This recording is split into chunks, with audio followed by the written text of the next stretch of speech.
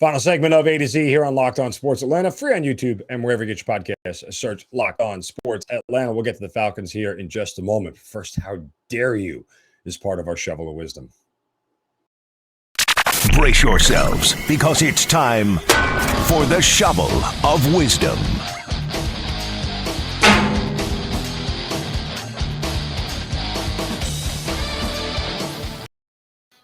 Of course, it's a Friday version of the Shovel of Wisdom. If you'd like to give one out on your own, go to my Twitter account at Mark Zinno.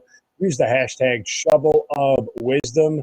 And today my shovel goes to CBS and CBS Sports. Yeah. How dare you guys? Listen, man, I get that money rules all. Money walks, money talks, or whatever it is, and you know what walks and everything else. But, man, how dare you? So CBS Sports just signed this huge deal with the Big Ten. And the tweet they sent out yesterday sort of broke my heart. The tweet just simply said, "Hello, Big Ten football. Hit the music." And this was the music.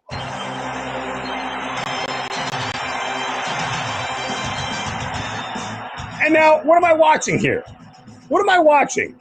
I'm watching a picture of the horseshoe, Michigan running out onto the field, Nebraska, Rutgers, Maryland. Like, I'm so confused by this. I'm hearing this music, and all I want to see, Bama, Georgia, Auburn, LSU, Ole Miss, Vandy, everybody, Missouri, Kentucky, Tennessee, bring them all to me, Arkansas. I want to see Indiana and Maryland, Northwestern. What are we doing here? Wisconsin? You can't do this. You can't give the SEC music to the Big Ten. I don't care how much money you make. You can't do it. Screw you, Iowa. Screw you, Michigan State. Go home, Minnesota. This music belongs in the SEC. That's where it should stay. This is horse, you know what? Man, I was so insulted by that. You get chills hearing that music. And they took it away from us. Of all the things in this world, we deserve better. Nothing is sacred anymore. Nothing. No, in reality, the music never actually belonged to the SEC. Believe it or not, if you didn't know this, that music came as part of my childhood. Why? Because that music actually was the music for the intro of the Super Bowl 21 between the Giants and Broncos. Lloyd Landsman was the composer. It is a nameless song. And for whatever reason, the next year they moved it to college football. It became the theme of college football. And that was 9 years before CBS even started televising SEC games regularly. But somehow it just got attached to the SEC. And that's what we've known it from for the last, 25 years. And they took it away from us. I can't even. I'm so brokenhearted. Seismic shift in college football with this, guys.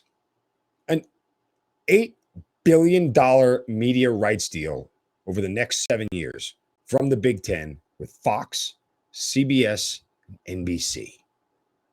The richest conference in America just got richer. Yeah. And don't think for 1 second that CBS was kind of ticked, or even not ticked, but this was just sticking it back to the SEC. I mean, wow.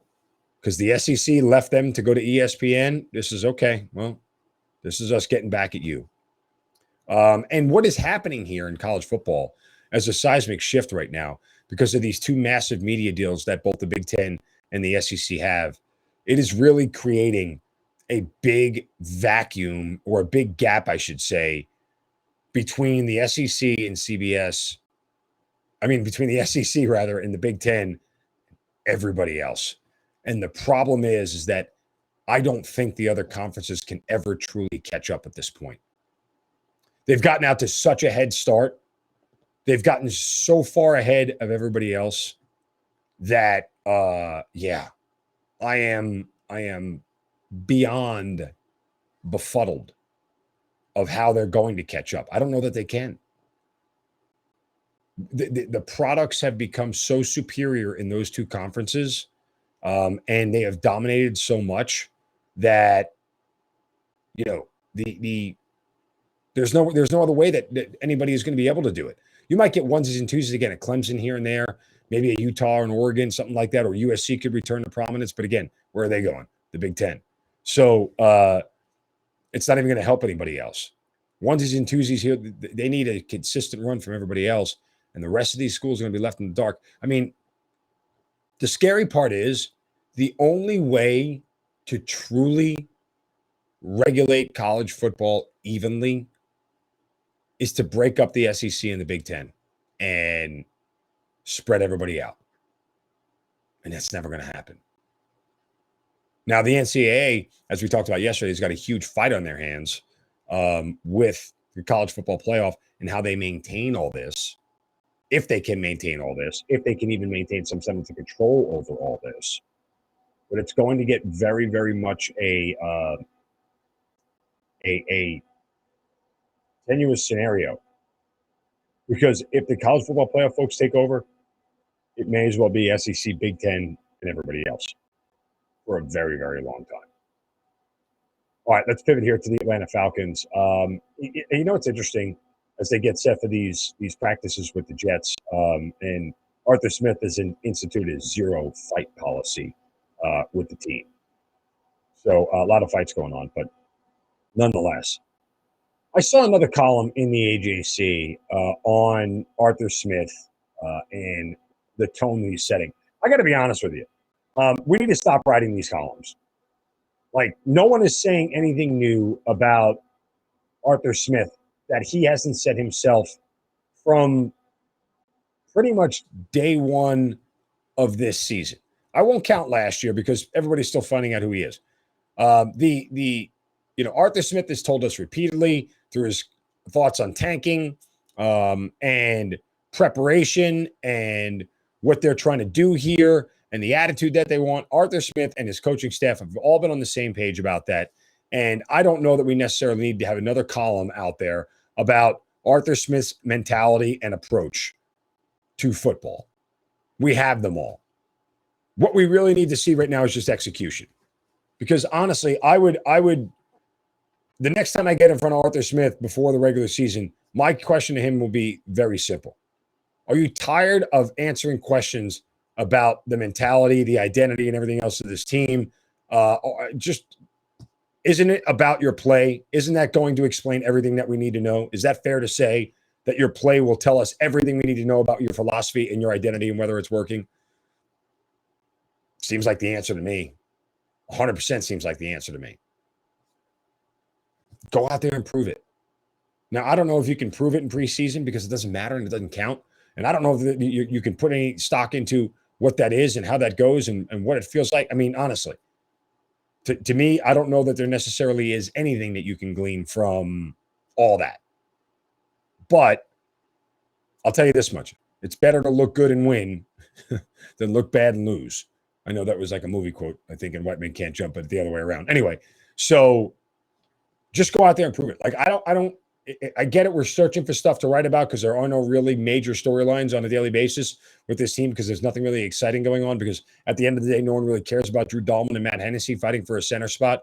Quarterback controversies, that always gets headline. Center position battles, doesn't do anything for you. Oh, who's the starting safety? It doesn't do anything for you. Not until the regular season when guys can prove it. So, point simply being here that Arthur Smith has already told you what the tenor and identity of this team is. What's on the field has to match that. If it doesn't, well, then you know he's missing his spot. He's swinging and missing. If it does, we're on to something. It's really that simple. All right, that'll do it for us here on A to Z on this Friday. Appreciate you guys spending the whole week with us. Back on Monday for a full show. Give me a follow on Twitter at Mark Zinno, MarkZinno. Thanks for making A to Z part of your daily sports listen. Make sure you check out ATL Day Ones with Jarvis Davis and Tanisha Batiste as well. You guys have a wonderful weekend. Back on Monday. Don't take any crap from anybody. See ya.